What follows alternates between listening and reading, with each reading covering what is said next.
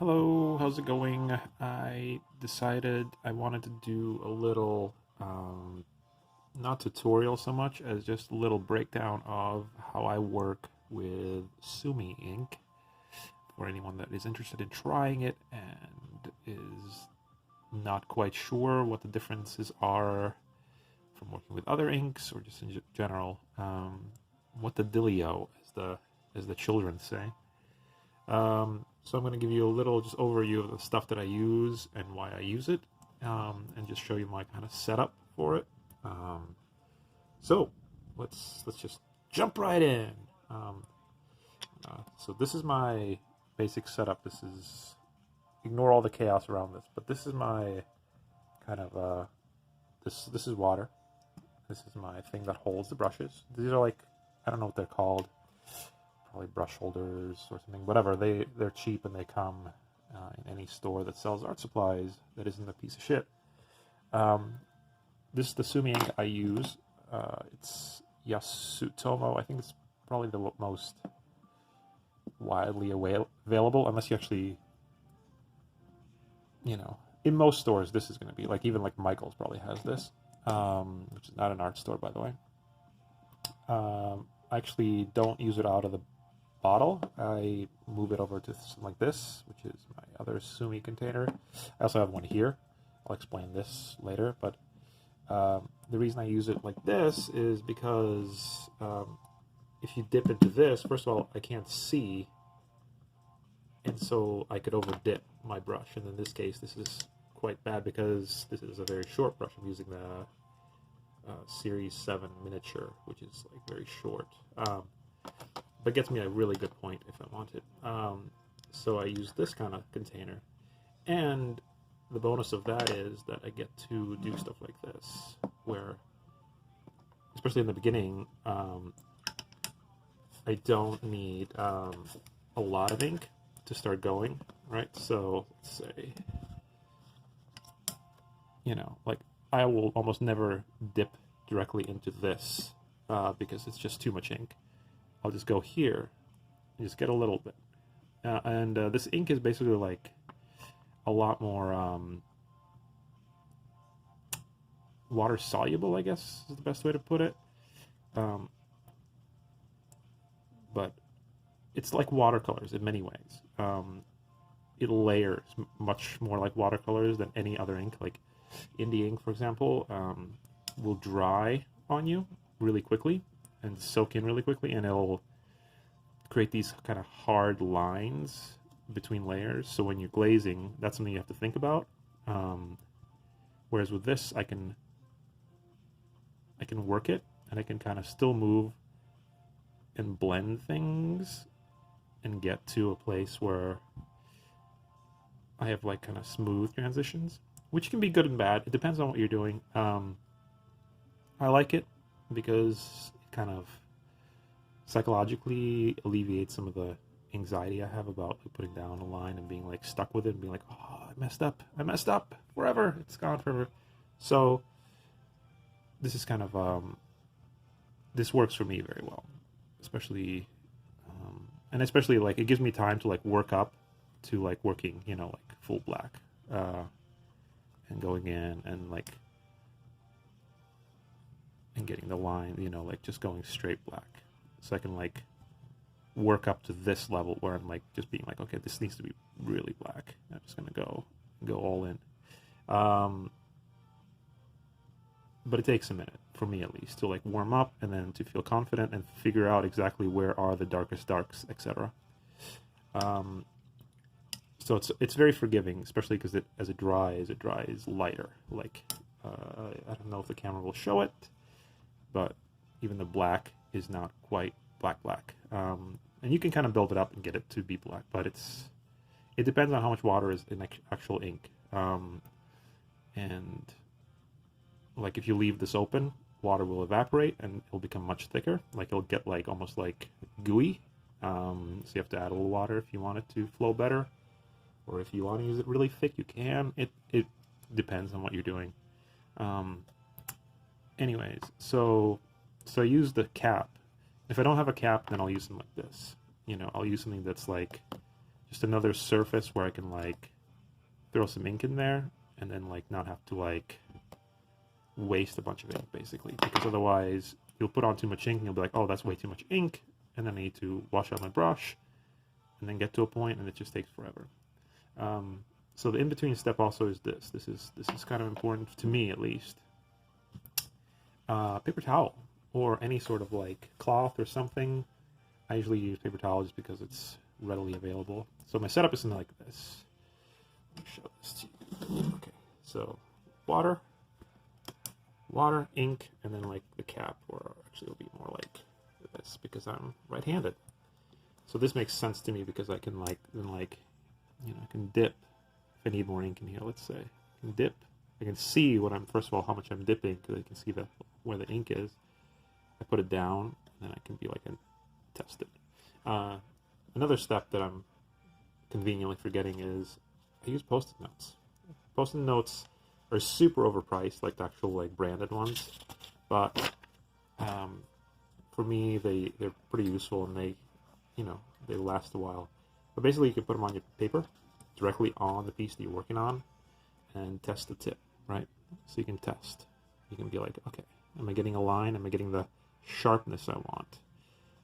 And if you're not, then you can work on it. You can be like, okay, well, I need more, maybe I need more water, you know, or maybe I need to like do this or something. If there's too much water, this is where the paper towel comes in, right? You're like, oh, it's too wet. Okay, then go here and get it to the level that you want. Okay, so I want this. Okay, great. I found what I want. So now I can go to here and do my stuff. You know, whatever it is that you want to do.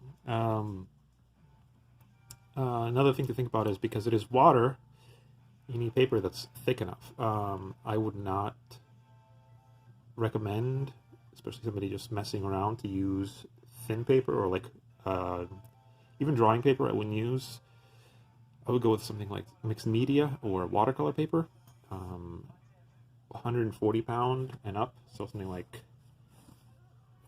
this. Let's see. You can see 140 pounds. I would say that's the minimum. It goes up to like 300 and maybe 400 even. It depends on, you know, I think you figure that out as you go, and what you want to do. But basically, the thinner the paper, the more it's going to warp on you and become all unruly, and you're going to start thinking, oh, I messed up. And then it creates these weird valleys, and then water can drip in unpredictable ways on you, and you're like, okay, well, I didn't want that. And then you're kind of, the paper is controlling you instead of you are controlling, you know, the piece. So that can be a problem. So basically, this is my setup. This is how then I just go in, and I usually start light, and I work up, you know, to more ink and get darker and darker, you know, till I have like the darkest darks. So this is my basic setup, but now I've been switching it up a little bit. So let's just show you this. Is this thing? I picked it up in a store in Ontario, actually, called Articulations, I believe it's called, and it's like right. It's right downtown somewhere. I don't know. You can. I'm sure if you search articulations, you can find it. It's like a very small shop, and they weirdly enough carried Rosemary and Co. brushes, which is pretty cool because I rarely see them in the wild. But basically, so I actually stained this and stuff. Like this was just raw wood, but it's very simple. It's just a piece of wood with holes, like not drilled all the way through, but you know, just so they fit these. And these are pretty standard. I actually have, you know, I just have some of these like containers, and they're, you know, you open them up and they have like a little, like a rubbery-ish seal, foamy seal, just so, you know, you can keep things safe and not have them dry out if you want to do that. So I can actually take these out and replace them with something else I want, but, you know, these are the main things that I use, and I'll just talk about a little bit why I use what I use here. So Sumi, obviously, we already talked about that and why I use it, and it's just very forgiving, for me at least. Then Ultra Draw is kind of the ink I use for nibs and any sort of so all this stuff basically, all these things, because basically what needs to happen for that, for me to be able to use it, is Ultra Draw is, let me show you the bottle. So this is the bottle, and it's waterproof, which is good, but it's also very flowy because it's meant to go actually in some pens, like rapidograph pens, which are finicky, and so anyways, the pen, the ink needs to work for that, and so weirdly enough, it works really well for this too for me, and I've just kind of, this is just what I'm on right now. I don't say that this is the best. I'm just saying that this is what works for me. By the way, all the things I'm saying are things that work for me, and not the best. They're not traditional. They're not the way, anything like that. Just this is the stuff that I do and works for me right now, and it'll change, I'm sure. But anyways, the key to this is I can have a certain amount in there so that I don't over dip my nibs, because nibs have a certain, I should actually show this so you can explain it. Let's find a bigger one. Okay. So basically, a nib has this hole in it, which is the reservoir, right? This is where actually the ink kind of like stores in a weird way, right? So you don't want to over dip it, because once you over dip it, it can start getting into the actual handle. So, like, let's say this is your handle, right? So if you, and I have, like you can tell here, I've over dipped it, right? Because I couldn't see the ink, because I probably used like one of the bigger things. So I just didn't know, and I dipped, and then suddenly there was ink on this, and then ink gets in here, and it just messes this up, and then you have to clean this out, and it becomes a mess basically. So you want to just get just above this basically, so that this fills up, and then you can use it, and then again, until it goes out, and then you can again fill it up and use it. So that's why it's important to have the right amount of it in there for me, so I can just like dip to the very bottom, it stops it where I want it, and then I'm good. I can go. I don't have to be like careful and be like, oh, is it too far? No. Just, if you want to try nibs, that's what I would suggest, because there's so many ways to fail. So, I eliminate as many of those things as possible so I can just get to the drawing. Jet black is actually gouache. Let me see if I can find some. Right,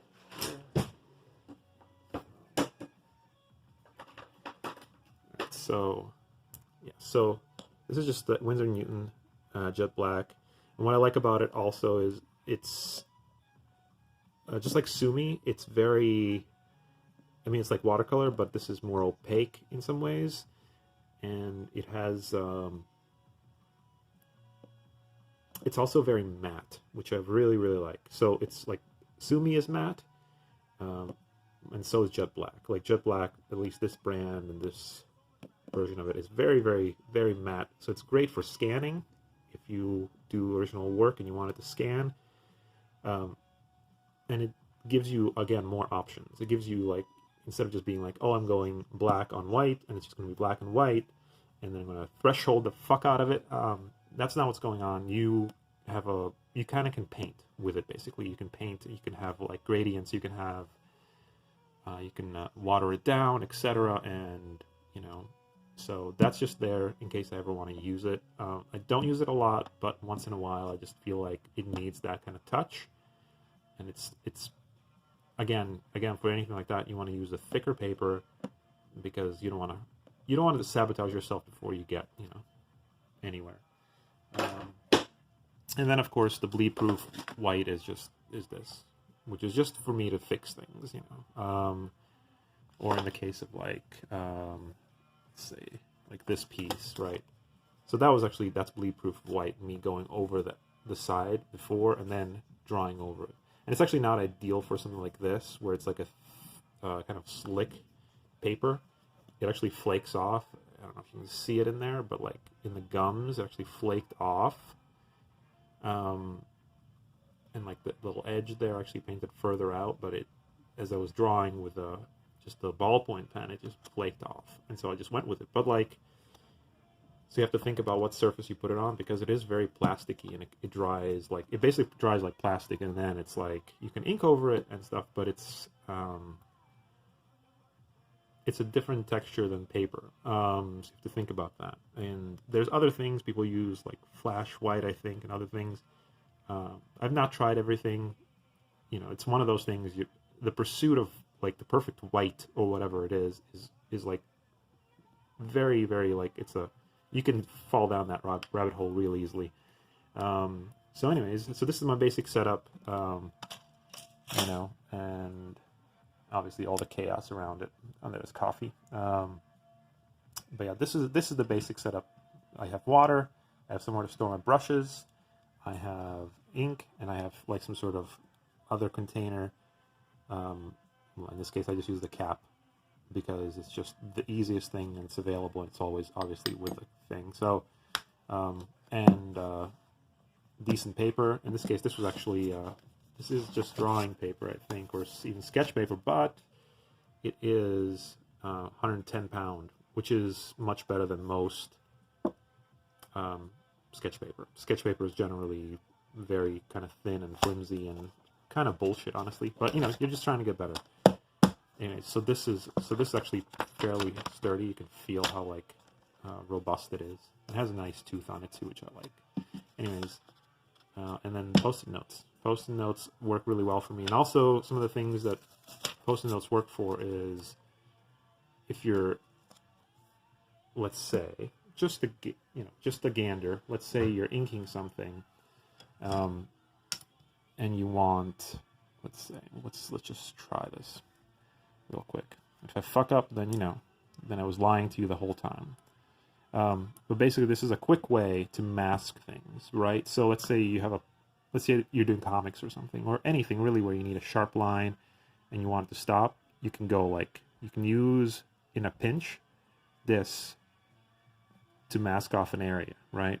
Just so you don't go on it. I've actually used several to kind of like mask off an entire thing, and then you have, you're protecting that area so that you don't fuck up. And if you go this way, then you have to be more careful because it could bleed under it. But going this way, that's what I would do, and it just gives you another option of what you can do. So that's why I like post-it notes. I don't know if it matters what brand it is, honestly. Some of them have the stickiness is different. Like, that's the main difference between them. The paper might also feel slightly different. It just depends. I like some of these not totally white ones, like some with color. Like this is just from the same set or whatever. But then I can go both black, and I can also go white on it and find like the tip or find the point on a white if I'm trying to do that, if I got to that level.